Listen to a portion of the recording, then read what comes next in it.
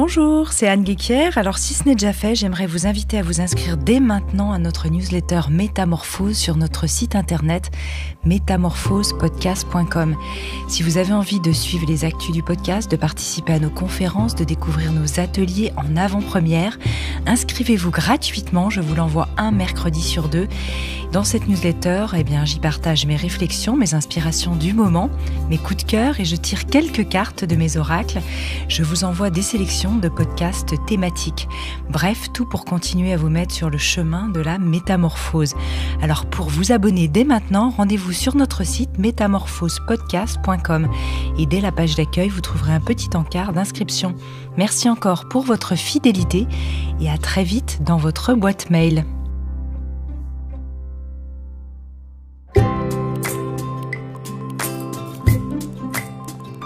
Bienvenue dans la saison 6 de Métamorphose, le podcast qui éveille la conscience.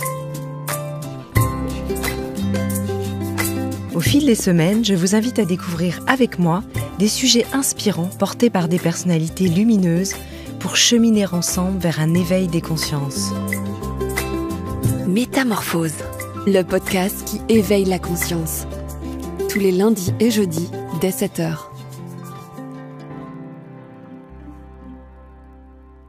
Votre smartphone est un doudou, vous ne pouvez pas terminer un repas sans un petit goût sucré. Vos ados passent tout leur temps sur les réseaux.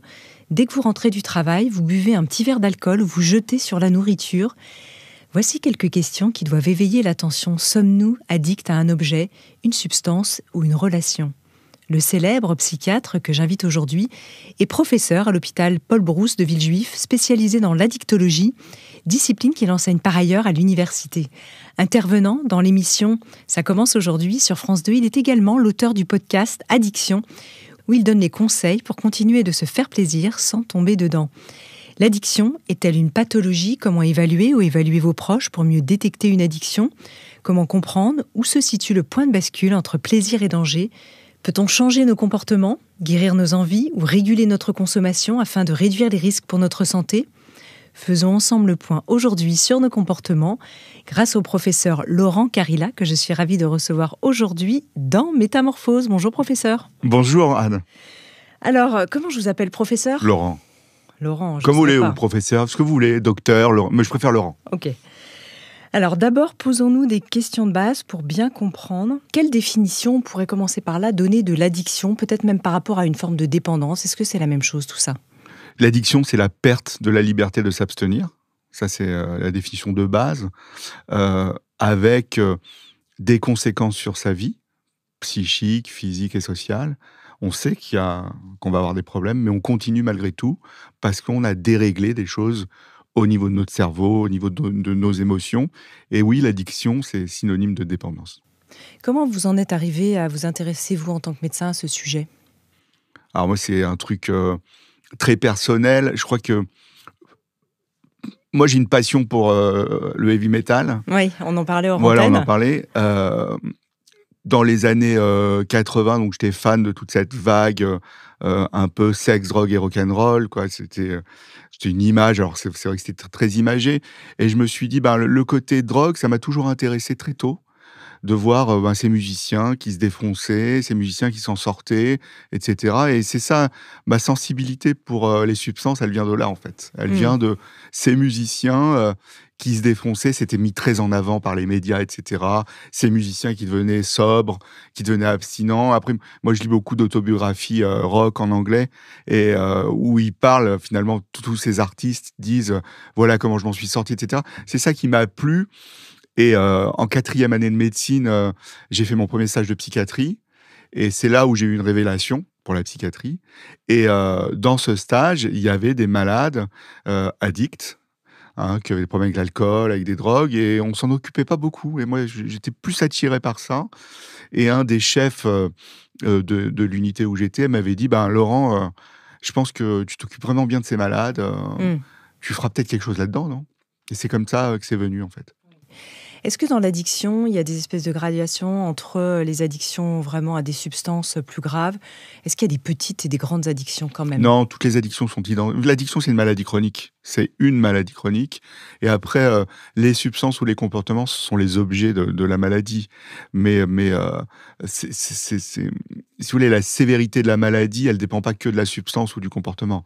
Elle dépend aussi de la personne, elle dépend de son environnement, elle dépend de comment il s'est développé. Enfin, il y a plein de choses qui entrent en compte. Si vous voulez, on peut être très addict à l'alcool, on peut être très addict au tabac, on peut être très addict à la coke, on peut être très addict au sexe. Vous voyez, donc il y a pas de gradation. Et c'est vrai que le tabac, c'est très addictif, mais ça change rien dans la maladie, en fait. Le sucre.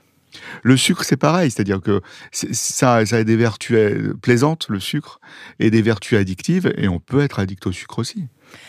Cette question aussi, est-ce qu'on est tous, d'une manière ou d'une autre, addicts, ou il y a des profils qui ne le sont absolument pas dans votre clinique? Non, on n'est pas tous addicts. On peut devenir addict, mais on n'est pas tous addicts. Heureusement, d'ailleurs, vous imaginez, les prévalences, les pourcentages de personnes addictes sont, par rapport à la population générale, ça reste plutôt bas, comme les maladies psychiatriques, par exemple. Mais ça fait beaucoup de monde quand même à soigner, à traiter. Parce que quand on voit les gens avec leur smartphone, on pourrait imaginer qu'aujourd'hui, il y ait presque 90%, en tout cas dans les pays occidentaux, mais de gens addicts. l'addiction au smartphone, pour moi, ça n'existe pas, si vous voulez. C'est l'usage problématique. Ouais. C'est l'usage problématique pour le smartphone. Est-ce qu'on pourrait dresser une sorte de portrait robot ou comprendre en fait quelles sont les raisons sous-jacentes de l'addiction? Où est-ce que ça prend ses racines, peut-être même dans nos histoires, dans l'enfance? On a déjà des facteurs de vulnérabilité. Il y en a 5 grands facteurs qui font que si ces facteurs-là sont tous présents et tous déséquilibrés, on va évoluer vers un processus addictif. Donc le premier facteur, c'est, comme je disais, c'était notre développement personnel. Comment s'est fait notre enfance, notre adolescence, notre puberté, notre maturité cérébrale. Il y a des différences entre les garçons et les filles. Ça, c'est l'élément central.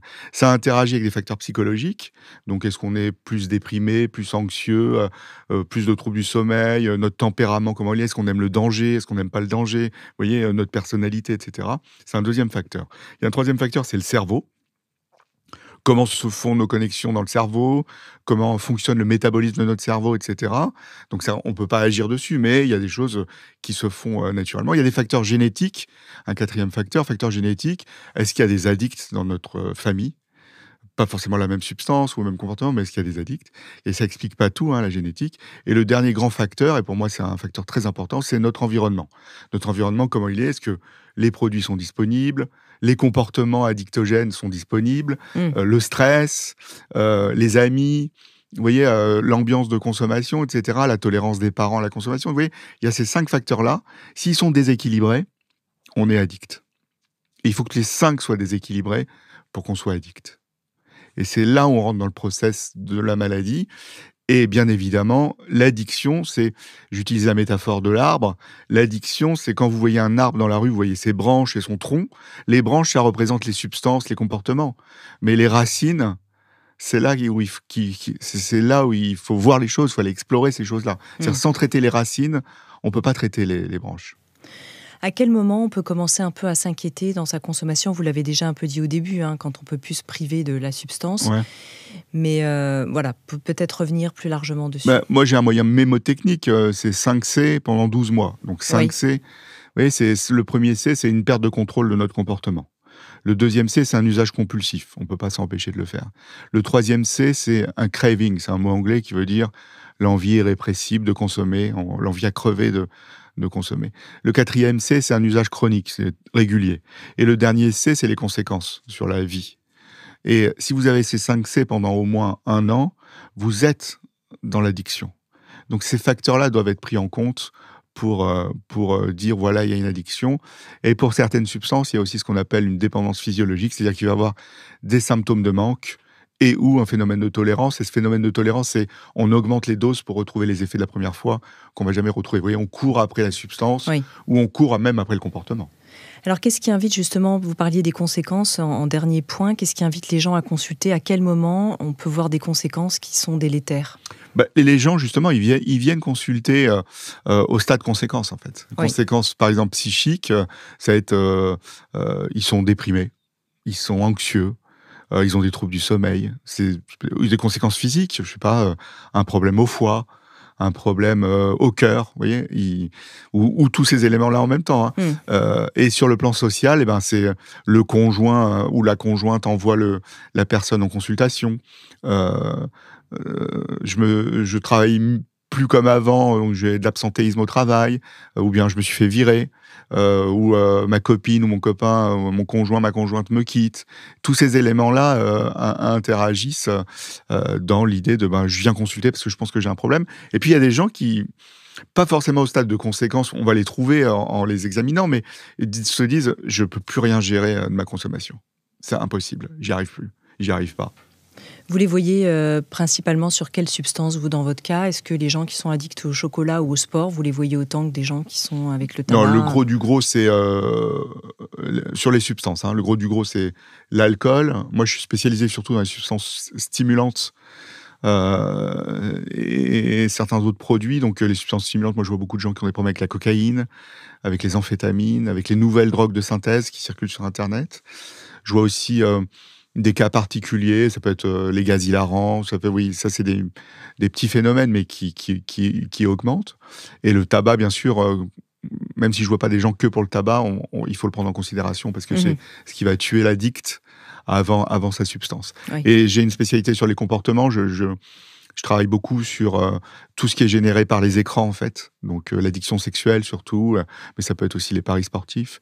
Et ça peut être aussi les réseaux sociaux, les jeux vidéo. Et voilà, c'est ça un peu mes dadas.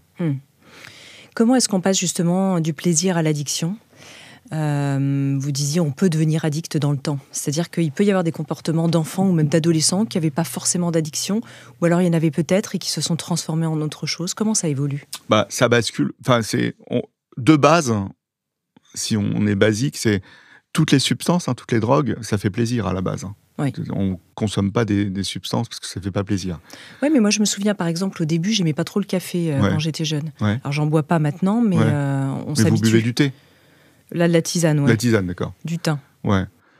Bon, donc vous n'êtes pas trop dans l'idée de caféine. Non, mais je bois pas de café, mais par ailleurs. Mais par exemple, j'aimais pas ça. Après, j'en ai bu un peu par habitude parce que les autres le faisaient. Oui, mais vous n'étiez pas addict. Non, c'est vrai. Ouais, vous n'étiez pas addict.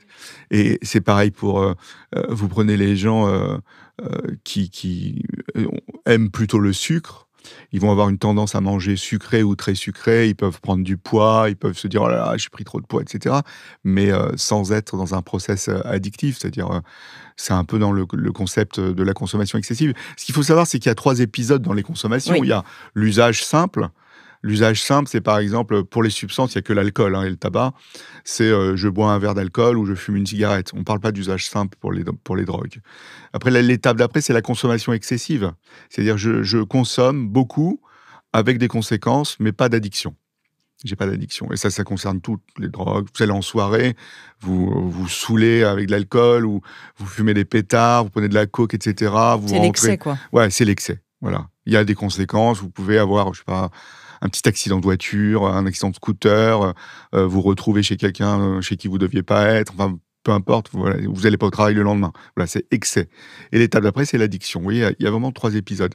Et le plaisir de base, c'est ce qui nous récompense, c'est ce qui nous fait du bien, c'est ce qui nous fait kiffer, voilà, oui. Pour parler. Et quand on bascule dans l'addiction, c'est les 5 C et on est malade. Est-ce qu'on augmente forcément les quantités à un moment donné dans l'addiction, ou est-ce qu'on peut rester addict à un même seuil ? C'est ce que je vous disais tout à l'heure, c'est ce qu'on appelle la dépendance physiologique. Vous voyez, c'est quelque chose de particulier, ce mot, parce qu'il y a le mot physiologique, donc il n'est pas marqué dépendance pathologique. C'est-à-dire qu'on a les 5 C pendant une année, et on peut avoir ce qu'on appelle cette dépendance physiologique, qui est marquée par des symptômes de manque et ou un phénomène de tolérance. Et le phénomène de tolérance, c'est justement, j'augmente les doses pour retrouver les effets de la première fois. Vous voyez ? Et donc, on augmente les doses. Et donc, cette tolérance, on la voit beaucoup, beaucoup pour les substances, et on la voit aussi beaucoup, beaucoup pour certains comportements. C'est-à-dire que quelqu'un qui consomme de la cocaïne, il va augmenter ses doses pour retrouver les effets de la première fois, qu'il ne retrouvera jamais, parce que ça fait partie de la maladie de courir après la drogue. Et pour les comportements, c'est pareil. Un addict au sexe, un vrai addict au sexe, pas un truc de média pop, quelqu'un qui a un problème avec la sexualité et de manière addictive, il va courir en augmentant les doses de sexualité. Donc c'est toujours comme ça ? Il y a toujours ce phénomène qui On se peut pas passe. dire toujours, mais il y a très fréquemment un phénomène de tolérance.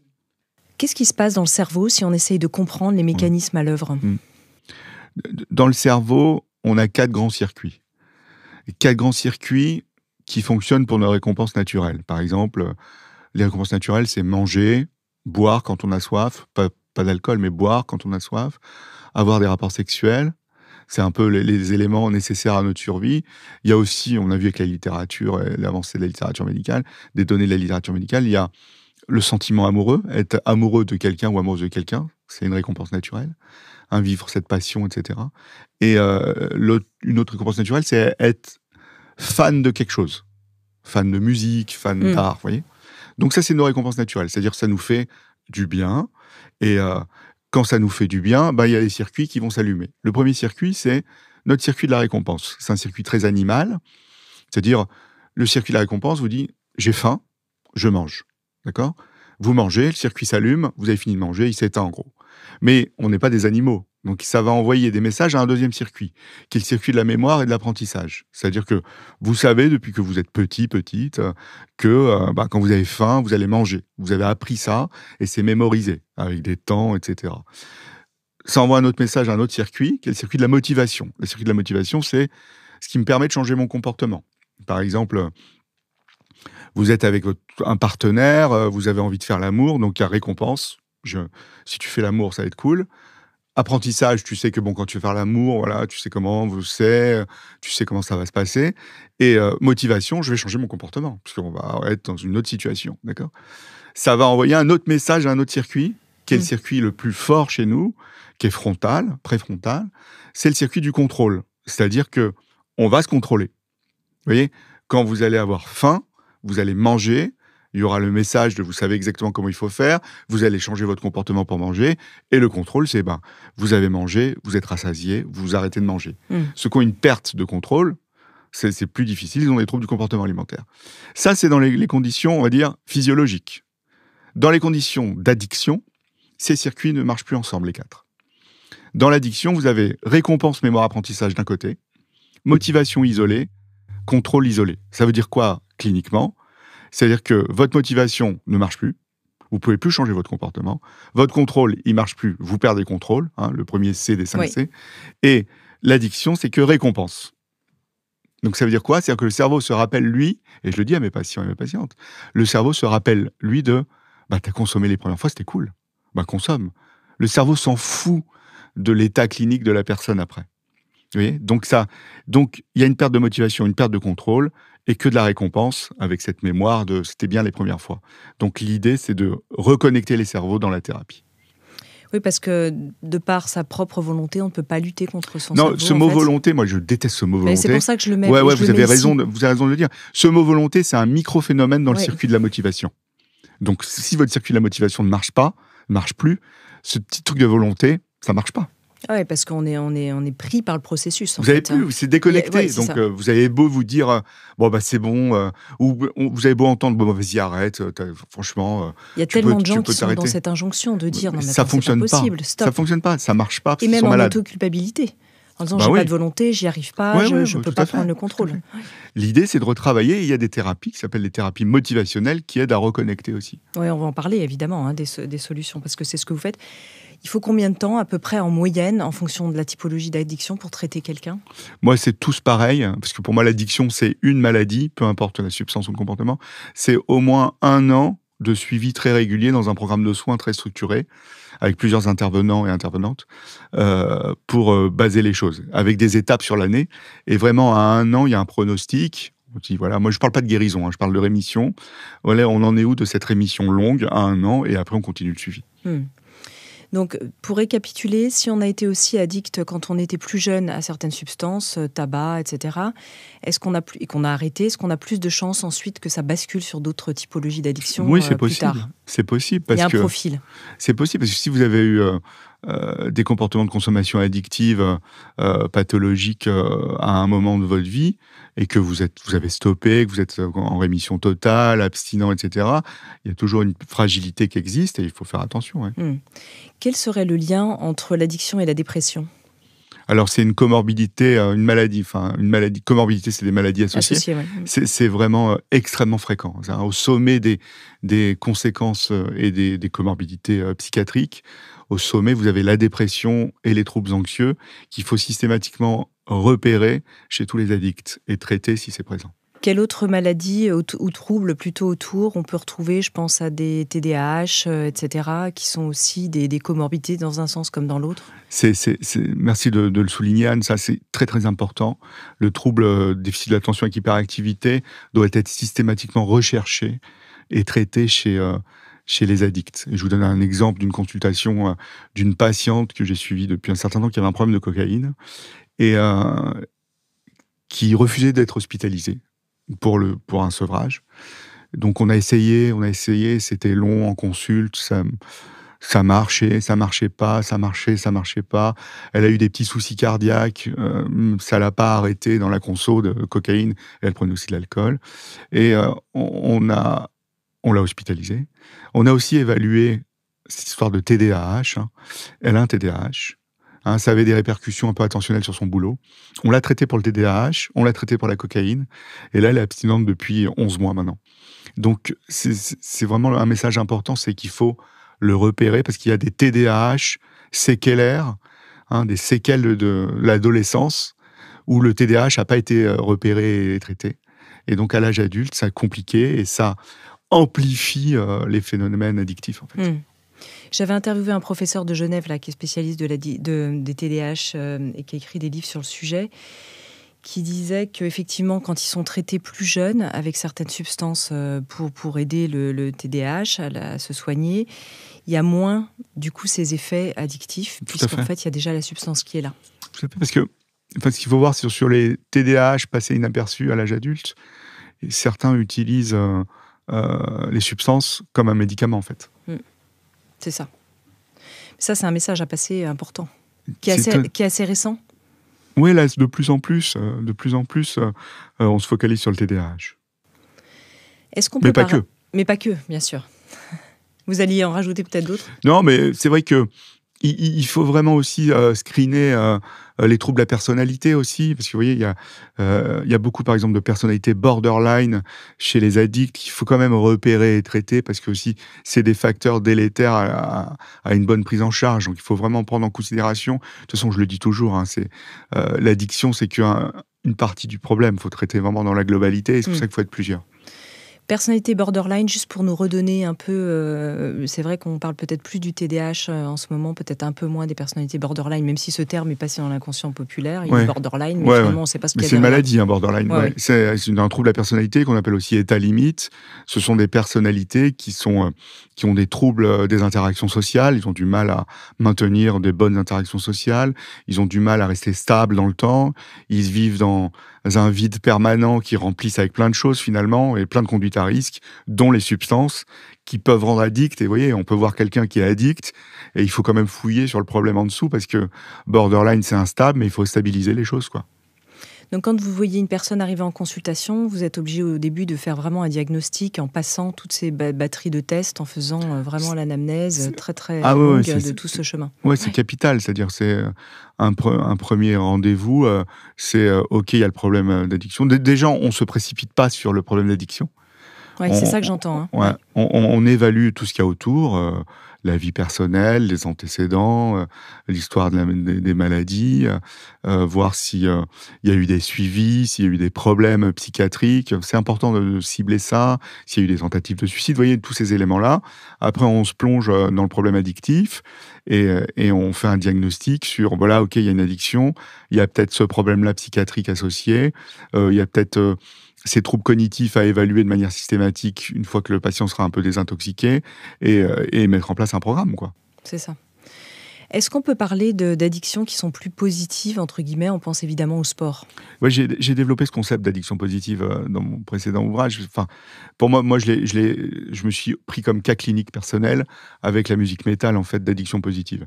L'addiction positive, en fait, c'est on emprunte aux symptômes de... On peut être addict à la musique, là, vous êtes en train de le dire? Oui, positivement, oui. Ouais. Moi, je suis addict mais positivement. C'est-à-dire que j'ai pas de conséquences déplaisantes, etc., sur ma vie globale. Bon, même si des fois, Ma femme peut râler parce que j'achète trop de vinyle, mais bon, ça va. Et que la musique est un peu forte, non? Non, ça, on a les casques maintenant. Ouais, les voisins se plaignent pas. Non, les casques, ça va. Addiction positive, c'est moi le concept, c'est on emprunte un certain symptôme de l'addiction, mais avec l'idée il y a du plaisir, il y a de la récompense, il y a des émotions positives. Vous voyez, on est plutôt dans cet élément-là d'addiction positive. Alors, le sport, c'est pas une addiction positive parce que le sport, ça peut devenir une addiction en fait. Il y a une addiction à l'exercice physique avec ce qu'on appelle la bigorexie. La bigorexie, c'est l'inverse de l'anorexie. La bigorexie, c'est un trouble dysmorphique corporel. Ça veut dire on va utiliser le sport pour sculpter son corps sans arrêt, sans être satisfait. En fait, c'est pathologique. Vous voyez ? Donc, l'addiction au sport, le sport, c'est bien. L'activité physique, c'est super, il faut en faire. Au moins 3 fois 30 minutes par semaine, mais ça peut basculer. Alors ça, c'est intéressant. Venons-en peut-être au traitement. Vous les avez un peu évoqués tout à l'heure, sans parler même du parcours. Qu'est-ce qui fonctionne aujourd'hui ? On parle aussi beaucoup des psychédéliques comme ça, nouveau les traitement. Suisses, vous êtes forts en ça. Voilà, les Suisses sont très forts, les Américains quand même aussi, j'imagine. Et les Anglais aussi. Les Anglais, voilà. Donc il y a quelques pays comme ça où il y a de la recherche très avancée sur le sujet. Est-ce que vous pouvez nous dresser peut-être un panorama un peu des différentes thérapies qui fonctionnent ? Alors, c'est difficile, ça peut être long, hein. Mais je peux vous en parler. Mais c'est intéressant, et puis ça donne des pistes pour celles et ceux qui nous écoutent, c'est des vraies pistes. Et j'en parle dans mon bouquin, j'en parle d'ailleurs des psychédéliques dans le livre, parce que pour moi, c'est un sujet majeur. Là, actuellement, ce qu'on a, c'est on n'a pas beaucoup de traitements médicamenteux spécifiques pour l'addiction. On en a pour les opioïdes. Les opioïdes, c'est l'héroïne, les médicaments antidouleurs, vous voyez, comme la morphine et les dérivés, les fentanyls, etc. On a des gens qui ont des problèmes avec ça. Là, on a des traitements de substitution qui fonctionnent bien, comme la méthadone ou la buprenorphine au dosage. Ça fonctionne comme traitement médicamenteux. Pour l'alcool, on n'a pas grand-chose. On a des pistes avec des signaux forts, comme il y a le baclofène, il y a la camprosate, il y a la naltrexone. C'est des médicaments qui vont agir sur la réduction d'envie de boire et le maintien d'abstinence. Après, pour les autres substances, on n'a pas de médicaments qui ont une autorisation officielle d'action. On a des pistes, nous, qu'on utilise par rapport à la littérature scientifique. Sur tout ce qui est alimentaire, troubles alimentaires. Troubles alimentaires, il n'y a pas de médicaments spécifiques. Cocaïne, il n'y a pas de médicaments spécifiques, mais on a des pistes. Moi, j'utilise certaines pistes qui aident. Et encore une fois, et pour le tabac, il y a les traitements de substitution nicotinique, il y a la vape aussi qui aide. Qui fonctionne bien ? Oui, ça fonctionne bien. C'est un bel outil de réduction des risques. Ça c'est bien de le dire aussi. Parce qu'on entend parfois... La vape est décriée, il y a des pros, il y a des antis. Moi, je le dis, la vape, c'est un outil de réduction des risques qui est moins nocif que le tabac. On dirait le fameux moins pire. Voilà, qui est moins nocif que le tabac. Et franchement, c'est pas un médicament, on peut pas le prescrire, mais c'est un outil qui est fonctionnel et qui a aidé beaucoup de gens. Ça, c'est vraiment important à le dire. Mais encore une fois, ces médicaments-là, sans l'aspect thérapie, on peut pas l'envisager, il faut coupler les choses. J'y reviendrai après, mais comme piste thérapeutique, donc il y a les psychédéliques. Les psychédéliques, c'est une super piste thérapeutique. Cette trip-thérapie-là, comme j'appelle, on a l'impression que c'est un phénomène. Alors, il y a des études en cours. Il y a des études en cours, des études d'imagerie. Il y a beaucoup de choses qui sont faites. Il n'y a pas encore d'autorisation de mise sur le marché en hôpital, en France, non, il n'y en a pas. Même en Suisse, c'est expérimental. Bien sûr. Et ces psychédéliques, l'effet, ce serait quoi ? Alors qu'aux États-Unis, il y a des cliniques... expérimental. C'est expérimental aussi, d'accord. C'est expérimental. Mais c'est en pleine avancée. C'est vraiment le boom. Vous suivez ça de près ? Ouais, de très près. Ouais. Psychédélique, ça fait comme un effet de reset au niveau du cerveau, vous voyez ? Vous effacez le truc, quoi. Hop, et ça effacerait certaines choses. Mais ces psychédéliques, ils sont pris en association avec la thérapie. C'est une thérapie assistée par psychédélique. Oui, le psychédélique lui-même. Ça fait penser par certains côtés un peu à la méthode AA des alcooliques anonymes, par certains aspects. La méthode AA des alcooliques anonymes, c'est plutôt l'autosupport. C'est-à-dire que... Mais ils vont chercher le reset à travers certaines choses. En termes de phénomène, je parle. C'est un Pas tout raccourci? à fait. Pas tout à fait, d'accord. C'est vraiment Oui. de l'accompagnement, du support de groupe pour le maintien d'arrêt des consommations. Mais c'est quelque chose d'important. Mais ça fait partie du traitement aussi. Il y a plein de pièces dans le puzzle du traitement. Et donc avec tous ces médicaments-là, vous avez aussi, par exemple, aux États-Unis, prochainement, l'autorisation de mise sur le marché, prochaine, normalement, de la MDMA dans le stress post-traumatique. Mmh. Oui, le MDMA, c'est l'ecstasy, enfin, ou de la poudre de MDMA, c'est une drogue, ça peut être gravissime chez les jeunes, et ça, ils adorent ça. Il y a plein d'accidents, il y a plein de morts aussi à cause de la MDMA. Et là, on a vu que cette thérapie par la MDMA, donc qui est très ciblée, aide à faire du reset dans le stress post-traumatique, ce qui est formidable. C'est un truc formidable. Donc on est dans cette stratégie de... C'est une vraie drogue ou c'est un psychotrope au sens... C'est un psychotrope. Ouais. De toute façon, un psychotrope, c'est quelque chose qui C'est agit sur le toujours une cerveau. drogue? C'est quelque chose. Un antidépresseur, c'est un psychotrope. Oui. Oui, un psychotrope, c'est une substance qui agit sur le cerveau et qui va agir sur les circuits dont je vous ai parlé. Donc il y a ces éléments-là qui sont très intéressants. Il faut associer ça aux thérapies motivationnelles, thérapies comportementales. Moi, j'envoie aussi beaucoup mes patients en thérapie analytique pour aller explorer les racines une fois qu'ils sont stables. Il y a les thérapies de couple, il y a d'autres formes de thérapie qui jouent un rôle important, les thérapies familiales, les thérapies de couple, etc. Donc, tous ces éléments-là doivent être pris en compte dans la prise en charge des patients. Et il faut traiter leur comorbidité aussi. Donc, utiliser des antidépresseurs s'il faut, utiliser des régulateurs d'humeur, etc. Vous voyez, donc c'est très, très complexe. On est équipé aujourd'hui en France pour recevoir tous ces patients en termes de volumétrie? C'est compliqué. C'est très compliqué. La situation de la santé des addictions en France est très, très complexe, hein, même la santé mentale. Et là, on a un vrai problème aussi dans le choix de la discipline de la psychiatrie. Il y a une campagne, là, on est actif sur une campagne Choisir Psychiatrie, parce que la psychiatrie, ça sauve des vies. Donc là, rappelons-le, hein, merci. Les jeunes, allez-y, choisissez. Enfin, je suis pas très vieux, mais choisissez la psy, c'est super cool. Oui. C'est bien de motiver. Il faudra du temps, là, si vous dites à des jeunes qui nous écoutent et qui sont en train de passer le bac, il faudra un peu de temps avant qu'ils arrivent sur le marché. Les étudiants en médecine en cours d'études, allez-y. Ouais, choisissez la psychiatrie. Quand on pense qu'on a une addiction ou quand on est déjà en traitement, est-ce qu'il faut en parler librement? Quels conseils vous pourriez donner à quelqu'un qui nous écoute et qui est pris dans ce système? Moi, déjà, lui dire que l'addiction, c'est une maladie, mais on peut s'en sortir. Qu'il ne faut pas culpabiliser. Alors, c'est facile à dire, mais il ne faut pas culpabiliser. Il ne faut pas avoir honte. Il ne faut pas être dans la douleur et la souffrance, même si c'est dur. Il faut se faire aider par ses thérapeutes, par ses médecins. Et moi, j'encourage fortement aussi les patients et les patientes à aller vers les groupes d'autosupport comme les alcooliques anonymes, les narcotiques anonymes, où il y a d'autres groupes d'autosupport qui ne sont pas anonymes, enfin anonymes avec le A, en tout cas, ils sont anonymes comme groupe. Et il y a aussi, on a de plus en plus de patients et de patientes experts qui peuvent aider aussi ces personnes. Il faut en parler. Il y a aussi des groupes privés sur les réseaux sociaux, officiels. Donc, il faut vraiment prendre en compte toutes les armes à disposition. Vous avez cité rapidement les thérapies comportementales. Est-ce qu'il y en a particulièrement qui sont efficaces aujourd'hui? Parce que c'est très en vogue. Hein. Je pense à ACT, des thérapies de ce type. Les ACT, les thérapies cognitives et comportementales sont un traitement efficace dans l'addiction. Je parle dans le process maladie-addiction. Ça aide à gérer ses cognitions erronées, ça aide à gérer ses comportements faussés, ça aide à réapprendre un peu à revoir les choses d'une autre façon et à changer ses comportements finalement.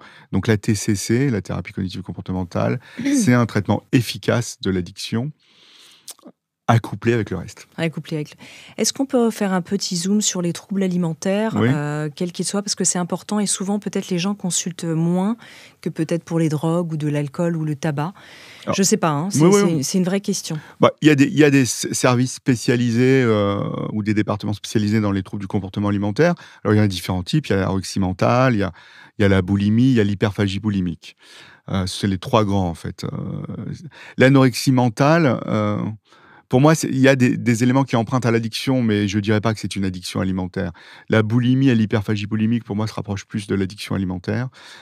Mais peu importe finalement, parce que la prise en charge, finalement, elle va être assez identique à ce qu'on peut faire dans les maladies addictives. C'est-à-dire qu'il faut prendre en charge globalement le patient ou la patiente, souvent des patientes quand même, mais il faut les prendre en charge globalement et il faut un travail de psychothérapie vraiment intensif dans les troubles du comportement alimentaire. Après, à côté de ça, on a vu émerger de plus en plus les addictions au sucre. Et l'addiction au sucre, c'est une réalité. Et il va falloir se pencher vraiment sur cette question en formant de plus en plus des spécialistes de la question parce que il y a encore trop peu de réponses sur le traitement de l'addiction au sucre, mais ça reste un vrai problème. C'est une forme de drogue quand même, le sucre? Le sucre, c'est aussi addictif que la cocaïne. Il y avait une petite étude chez des souris qui était intéressante. Je me souviens de ça. Mais oui, c'est très, très addictif, le sucre. Il y a un caractère addictogène du sucre qui est hallucinant, en fait. Vous avez parlé différence homme-femme.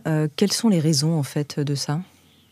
Il y a des raisons, il y a des raisons métaboliques, il y a des raisons cérébrales. On a tous le même cerveau, mais il y a vraiment des différences, on va dire, physiologiques très précises, des différences métaboliques, il y a des différences hormonales. Il y a plein d'éléments qui agissent sur ces différences de comportement, de consommation, même si on voit quand même que les femmes fument plus et boivent plus maintenant qu'avant quand même. Mais c'est vrai qu'on a tendance, alors c'est peut-être une caricature sociétale, mais à imaginer que les hommes sont plus addicts au porno et les femmes au sucre, par exemple. Ouais, ça c'est très cliché. C'est ça, mais on a des clichés comme ça. Ouais, c'est très cliché. Non, c'est pas vrai?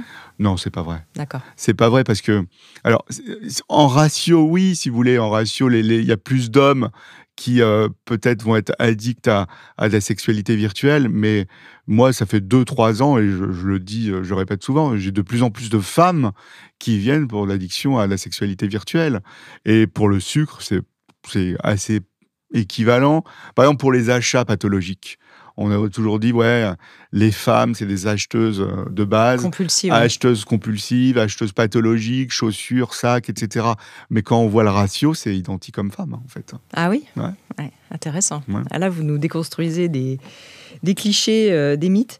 Pourquoi l'anorexie, justement, fait pas tout à fait partie de... C'est pas une... Je trouve que c'est plus complexe que l'addiction. Je dirais que c'est réducteur de dire que c'est une addiction. On est vraiment dans un trouble psychiatrique majeur, mais ça enlève pas le côté, encore une fois, addictif du comportement de vomissement, par exemple, ou du comportement de restriction alimentaire. Mais c'est plus complexe qu'un phénomène addictif. Sur l'alimentation, toujours, et vous en parlez très bien dans le livre, sur ce fameux craving dont vous parliez tout à l'heure, le côté un peu irrésistible. Qu'est-ce qu'on peut avoir en conscience quand on sent qu'on part là-dedans et qu'on n'est pas encore vraiment tombé dans une addiction? Qu'est-ce qu'on peut se dire? Le craving, c'est un symptôme... Parce que vous êtes quand même dans cette prévention aussi dans le livre. Oui, le livre, c'est vraiment, il y a beaucoup de conseils, de prévention, etc. C'est pas un livre sur l'addiction, c'est un livre sur très pratique. Nos comportements de base, comment ils peuvent basculer. Et vraiment, c'est ça l'idée de Docteur Addict ou pas. C'est vraiment de dire, on est dans tous nos comportements, comment ça peut basculer. Le craving, c'est un symptôme d'addiction. Quand on a des cravings, on est addict, en fait.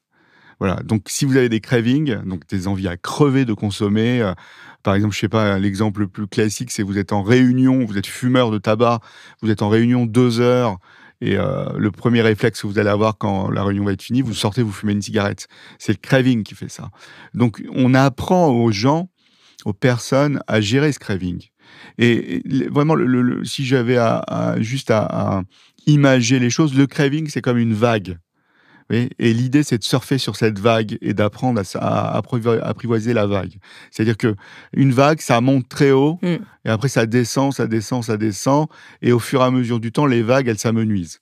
Donc, l'idée, c'est d'apprendre à gérer cette montée de vague et à gérer la descente avec. Alors, c'est pas facile, mais il y a tout un tas d'exercices qui ont aidé la personne à gérer cet élément-là. Et il y a aussi, il faut repérer les facteurs qui vont entraîner votre craving. Vous donnez des exemples, ce serait peut-être intéressant de le dire. Par exemple, vous pouvez vous faire plaisir, vous combinez mieux les aliments, vous privilégiez la qualité à la quantité, ayez des fruits, par exemple des noix, des graines sous la main. C'est intéressant, en fait, tout ça. Oui, il faut se trouver des stratégies. En fait, l'idée de fond du traitement d'une maladie addictive, c'est de retrouver du plaisir. Parce que dans l'addiction, il n'y a plus de plaisir. Donc, il faut avoir toutes les petites stratégies adaptées à la personne. Souvent, il y a des choses très communes, mais qui vont nous faire plaisir, qui vont nous refaire plaisir. Et qui ne vont pas nous dire « bah non, je préfère aller directement vers ma solution de consommer de manière addictive la chose. Je préfère aller vers des petites stratégies plaisantes. » C'est ça l'idée de base. L'idée d'arrêter comme ça du jour au lendemain, est-ce que ça peut être une bonne idée ou pas? C'est une très bonne idée, mais il faut se faire aider. Si on est addict, il faut se faire aider. C'est très difficile tout seul. Quand on est malade, c'est très difficile de se dire ok, j'arrête, je fais tout seul. Ça arrive? Il y a des gens chez qui ça arrive, mais qui n'ont pas une maladie sévère. D'accord, ah oui. Ah oui, alors justement, dans la sévérité, quelles sont les gradations de la sévérité puisque vous dites que c'est une maladie chronique, hein. Plus vous avez de symptômes, c'est-à-dire plus vous avez des cravings forts, plus vous avez de symptômes de manque fort, plus vous avez l'envie de l'augmentation de consommation qui est importante, des conséquences. Plus vous avez tous les signaux rouges, plus c'est sévère en fait, finalement. Vous voyez, c'est un peu en gros les 5 C, mais à une intensité maximale, quoi. Dans l'alimentation, on a parlé du sucre. Peut-être revenons un peu sur la caféine, justement. Oui. La caféine, on devient c'est une vraiment drogue. Addict, c'est une drogue. Hein. C'est une drogue, la caféine. Oui, tout à fait, c'est une drogue. Alors, c'est très basique. C'est pas... l'immense majorité des gens boivent du café, se font plaisir avec du café, ça les stimule. C'est un stimulant, la caféine. Et en fait, il y en a dans le thé, il y en a aussi dans d'autres boissons, de la caféine. L'idée, c'est... Dans le chocolat, il y a la théobromine. Exactement. Par exemple. Et ces éléments-là, c'est tous ces petits éléments-là qui entraînent, qui jouent un rôle sur finalement les récepteurs du cerveau et tout. Voilà, tu m'envoies une substance qui me stimule un peu, ça me fait super du bien. Et pour certaines personnes, ça leur fait plus que super du bien. Et donc, c'est ces personnes-là où ça va être un peu... vous voyez, il y a un risque. Donc, l'immense majorité des gens n'est pas addict à la caféine, mais il existe une authentique addiction à la caféine avec des gens qui peuvent... les symptômes de manque, etc. Et c'est une question de quantité, du nombre de cafés par jour qui finit par augmenter. C'est vrai que parfois on voit des gens qui prennent 5-6 cafés par jour, c'est un peu effrayant. Il y a un phénomène de tolérance, il y a cette dépendance physiologique dont on parlait tout à l'heure. Oui. Sur périphérique à l'alimentation, évidemment, est associé, il y a évidemment l'alcool, et on parle de l'alcool chez les jeunes, dont on parle de plus en plus en ce moment, avec des comportements, vous le disiez tout à l'heure très bien, qui peuvent ressembler, qui ne sont pas de l'addiction, mais qui sont dans le binge, c'est-à-dire la surconsommation, mais qui peuvent ensuite entraîner des comportements addictifs. Le binge drinking, c'est un phénomène qu'on voit, qui est un phénomène à la base qui était assez anglais, et qui s'est répercuté partout dans le monde. Quand on a des jeunes à la maison, on voit bien les comportements. Voilà, binge, c'est on va consommer en groupe le plus vite possible pour être ivre le plus vite possible. C'est ça le binge. Avant de rentrer dans le club ou voilà. Exactement. Donc l'idée, c'est plutôt de la prévention, parce qu'on n'est pas dans la maladie addictive, c'est pas une addiction. Et le risque, comme vous le soulignez, c'est avant que ça soit une addiction, il y a des risques sur la voie publique, il y a des risques d'agression, de violence, des risques de rapports sexuels non protégés. Pour certains, il y a des risques physiques aussi, comme les crises d'épilepsie, pour ceux qui font du gros binge. Et d'autres peuvent développer plus tard une addiction. Vous avez vu ça évoluer chez les jeunes ces 10 ou 20 dernières années? Oui, clairement, clairement. Le binge a vraiment émergé. Enfin, il y a eu une littérature forte sur le binge drinking au début des années 2000. Là, c'est présent le binge. Il y a eu des campagnes qui... Alors, les campagnes de prévention en France sont nulles. Ça ne marche pas du tout. Mais il y a eu quand même des signaux autour du binge drinking. Mais il y a aussi des signaux sur d'autres choses chez les jeunes, parce qu'ils sont très forts. Ils font des choses différentes des adultes, avec les gaz hilarants, avec les boissons, les sodas à base d'opiacés, vous voyez, avec les cannabinoïdes de synthèse. Ils vont vite. Ça fait froid dans le dos un peu quand on vous entend et qu'on a des jeunes. C'est une réalité, c'est une réalité. Pourquoi est-ce qu'on n'arrive pas à être fort en prévention là-dessus? C'est parce qu'on a l'impression que ça paraît pas si compliqué de mettre des choses en place quand on a la volonté. Je peux pas vous dire, moi je me bats, ça fait des années. Là, on a monté un programme qui s'appelle Prévaddiction. Ce programme, c'est un programme autour des écrans. Et on va dans les collèges, les lycées, c'est organisé par les établissements. L'après-midi, on voit certains collégiens, certains lycéens, certains niveaux en tout cas. Et le soir, on voit les parents. Mais je pense qu'il il faudrait qu'il y ait un grand programme national autour des écrans, un grand programme, j'espère qu'il va avoir lieu, et un grand programme autour des substances aussi. Parce qu'il y a des campagnes, mais il y avait eu une campagne cocaïne il y a très peu de temps en France, personne ne l'a vu. Ouais. En tout cas, moi, je ne l'ai pas vu. Moi non plus. Mais bon, j'habite en Suisse, mais enfin, je viens très Ouais, mais souvent en France, vous auriez pu l'avoir sur Internet. Bien sûr. Ouais, non. Non, ça ne marche pas. Oui, c'est à la fois inquiétant et en même temps, c'est des mouvements, effectivement, qu'il faut... c'est un truc majeur, il faut vraiment s'axer sur la prévention. Sur les réseaux, les écrans, comment est-ce qu'on peut faire? Où est-ce qu'on en est? Là, il y a une commission qui a été organisée par le président de la République en France, là, récemment. On va voir ce que va donner son travail. Mais clairement, écrans... Chez les jeunes, il y a vraiment l'addiction, là. Enfin, chez les jeunes, j'aime et les pas adultes, trop le mot addiction aux écrans, moi. Je dirais usage problématique des écrans. Et une toute petite minorité va développer une addiction. Pourquoi vous n'aimez pas ce terme? Parce que ça n'existe pas, c'est pas vrai. C'est pas vrai. Il n'y a pas de... il y a pas de comment dire, de... Comment vous appelez cette peur d'être sans écran? Vous le dites la peur d'être sans écran, la nomophobie. Oui, c'est ça. Alors, il y a des symptômes digitaux qui sont apparus avec cet usage problématique, comme la nomophobie. Donc, la nomophobie, c'est le syndrome de la batterie vide, vous voyez, votre batterie, où vous ne trouvez pas de Wi-Fi. L'anxiété qu'il peut avoir, certains, ça peut être pathologique, ou oublier son portable, et qui est associé à ce qu'on appelle le FOMO. FOMO, c'est Fear of Missing Out. Fear of Missing Out, c'est-à-dire rater des échanges sur les réseaux, etc. Il y a la tasagoraphobie. La tasagoraphobie, c'est la peur panique. C'est une angoisse, une paranoïa de ne pas recevoir une réponse tout de suite à un message envoyé. Je ne sais pas si je serais capable de répéter ce mot. Atazagoraphobie. Atazagoraphobie, ok. Voilà. Il y a le phubbing. Le phubbing, c'est du télésnobage. On est tous ensemble, un moment convivial. Hop, il y a quelqu'un qui sort son téléphone et qui est complètement déconnecté des autres. Le phubbing. Il y a les sleepphoners, ceux qui dorment pas, en fait. Ils sont connectés la nuit avec leur téléphone, ils attendent les notifications, ils se réveillent. Quand ils se réveillent la nuit, ils vont voir leur portable, etc. Donc il y a toute cette terminologie qui a émergé dans l'usage problématique du smartphone et des écrans en général, comme l'usage problématique aussi des réseaux sociaux. L'addiction, c'est vraiment les 5 C. Et il n'y a pas d'addiction à un smartphone. Le smartphone, c'est un outil intermédiaire. C'est un doudou. J'appelle ça l'e-doudou. C'est un e-doudou. On l'a. Et si vous prenez l'immense majorité des gens, quasiment plus de 90% de la population, a un smartphone. Vous voyez, c'est un outil de vie. C'est un outil, on ne peut pas s'en passer. C'est une clé USB, c'est un disque dur, c'est tout ce que vous voulez. Il y a tout. En vous lisant, c'est vrai que je me suis dit, tiens, si demain on me disait, on m'enlevait mon smartphone sans que ce soit une volonté de ma part de dire, je vais le laisser pendant une semaine ou même un mois. Ouais. Mais quel intérêt de laisser une semaine ou un mois si on n'a pas de problème avec ? Ah, bah oui, mais je me suis dit... Vous dites, j'ai un usage problématique. Bah, je sais pas, mais je me suis dit, si on me l'enlevait comme ça du jour au lendemain sans mon consentement, ce serait difficile pour moi de plus l'avoir. Non, mais sans consentement, c'est pas cool. Ouais, c'est pas cool, d'accord. Ouais. Mais par exemple, vous, est-ce que, je sais pas, le matin, la première chose que vous faites en vous réveillant, vous voyez votre smartphone ? Je me rends compte que de plus en plus, oui. Alors qu'avant, non. Est-ce que vous le consultez, même sans intérêt ? Oui. Est-ce que vous faites du phubbing ? Est-ce que ça vous arrive vous êtes dans un moment convivial, hop, vous sortez votre smartphone et vous vous déconnectez des gens, vous voyez ? Pas trop. Ouais. Non. C'est tout ça qu'il faut voir. Non, je prends mon petit cas particulier, mais pour que les gens puissent s'identifier aussi. Dans le bouquin, dans ce livre, il y a plein de questionnaires pour s'auto-évaluer, et ça permet d'avoir des indicateurs. En fait. Vous êtes auto-évalué, vous me disiez hors antenne sur le... J'ai un usage problématique. Avec le téléphone. C'est un score de 15 sur l'outil, là, le questionnaire en question, et moi j'ai 7. J'ai un usage problématique, donc il faut que je réacte certaines choses. Oui. C'est ça.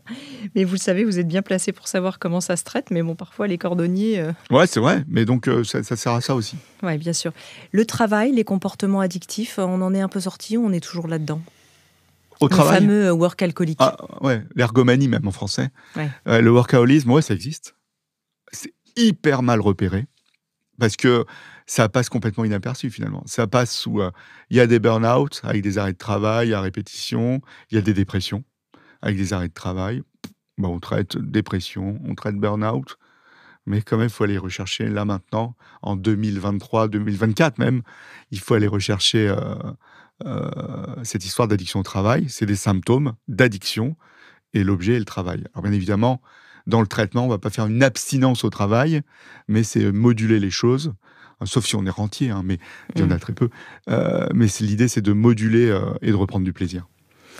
Après Covid, vous avez vu des comportements évoluer à ce niveau-là, dans les addictions ? Le Covid, ça a fait émerger chez les jeunes plus de dépression, de risques suicidaires, de troubles anxieux et de comportements addictifs. Il y en a eu un tout petit peu, il y a eu un petit boom, mais pas tant que ça finalement, pas tant que ça. Moi, pendant l'épidémie, en tout cas pendant le premier confinement, j'avais des patients qui maintenaient leur abstinence, qu'ils avaient avant le Covid. J'ai eu des patients qui ont un petit peu consommé et d'autres on a tout vu en fait, et d'autres qui ont complètement rechuté. Donc il y avait à peu près tout comme panel. Je trouve que ça a plus marqué les ados et les jeunes adultes. D'accord, ouais, intéressant. Parlons peut-être du volet du sexe et de l'amour, qui peut être tabou et parfois confondu. Il y a des personnes qui sont addictes à l'amour, au sentiment. Ouais. C'est ça. Et puis d'autres à la sexualité qui peuvent être décorrélées finalement. Ouais, c'est complètement décorrélé. Ouais, l'addiction amoureuse, c'est en lien avec cette dépendance affective. C'est l'autre est mon objet d'addiction et finalement c'est pas de plaisir en fait. Je pense qu'il y a du plaisir, mais c'est l'objet. L'autre est un objet. Voilà, l'autre est un objet addictif en fait. Et on peut pas s'en passer. On a des symptômes de manque. On a vraiment tous les symptômes d'addiction, quoi. Et ça génère une souffrance massive qui peut aller même jusqu'au risque suicidaire, mais comme dans d'autres addictions. Mais c'est vraiment et qui peut se confondre avec un chagrin d'amour, alors qu'en fait c'est une forme d'addiction. C'est un chagrin d'amour qui dure dans le temps, en fait. Et qui est décorrélé de la sexualité. Alors, c'est vrai que dans l'addiction amoureuse, il y a de la sexualité aussi, mais encore une fois, c'est l'objet, c'est vraiment l'affect amoureux. Cette passion pathologique en fait, c'est surtout ça. Et dans l'addiction sexuelle, il n'y a pas de plaisir, il n'y a plus de plaisir. Et il n'y a plus de plaisir. Ah non, il n'y a plus de plaisir. On ne court pas après le plaisir, on court après quelque chose qui est difficile à décrire, mais c'est plutôt lutter contre cette souffrance induite par la sexualité. On voit des gens qui peuvent se masturber des heures et des heures, mais quand ils arrivent à un stade orgasmique ou vraiment de plaisir sexuel fort, ou comme une éjaculation par exemple, après c'est l'horreur. Il y a toujours cette triade, la honte, le désespoir, la culpabilité. Donc c'est horrible. Avec des comportements associés à des drogues, vous dites. Alors c'est possible. Il peut y en avoir ou pas. Il peut en avoir. Ouais. Il y a le chemsex où il peut avoir... j'utilise des produits pour être performant et en dessous, il faut rechercher de l'addiction sexuelle. Mais le gros de l'addict sexuel, il consomme très peu de substances finalement. Ah oui, d'accord, ok. Est-ce qu'on a fait le tour ? Alors oui, dans l'amoureux, il y a aussi l'érotomanie qui est encore un peu autre chose, qui est de croire que les autres sont amoureux de soi. J'ai parlé de l'érotomanie dans le livre. Vous en avez parlé aussi, je trouvais ça intéressant de le mentionner. C'est très méconnu. Je voulais parler dans le livre de l'érotomanie. Alors, c'est pas une addiction, l'érotomanie, mais ça fait partie de ce désordre amoureux, pathologique, psychiatrique. L'érotomanie, c'est la conviction délirante d'être aimé. Donc la conviction délirante d'être aimé, c'est délirante, vous avez dit. Ouais, c'est délirant. Ouais. C'est délirant d'être aimé, délirant au sens psychiatrique. C'est-à-dire, par exemple, je suis avec vous, Anne, voilà, vous avez bougé votre feuille, vous avez bougé comme ça votre visage, et je dis, je pense que Anne est folle de moi. Elle a un petit crush là. Ouais, elle est folle de moi. Elle est folle de moi. Bon, donc je me dis, ok, Anne est folle de moi. Tiens, Anne met ses doigts sur ses lèvres, elle est folle de moi. Arrêtez. Voilà. Et donc, ça va basculer dans un truc, voilà, d'une triade, l'espoir. L'espoir, c'est quoi ? Je vais vous envoyer des messages. Je ne suis pas érotomane, ne vous inquiétez pas. Je vais vous envoyer des messages, je vais vous envoyer des cadeaux, je vais vous envoyer plein de choses, je vais vous appeler, je vais vous SMS, et vous n'allez pas répondre. Je vais dire, bon, ok, on s'est vu une fois. Okay. Ouais. Donc, je suis dans l'espoir. J'attends que Anne, c'est l'amour de ma vie.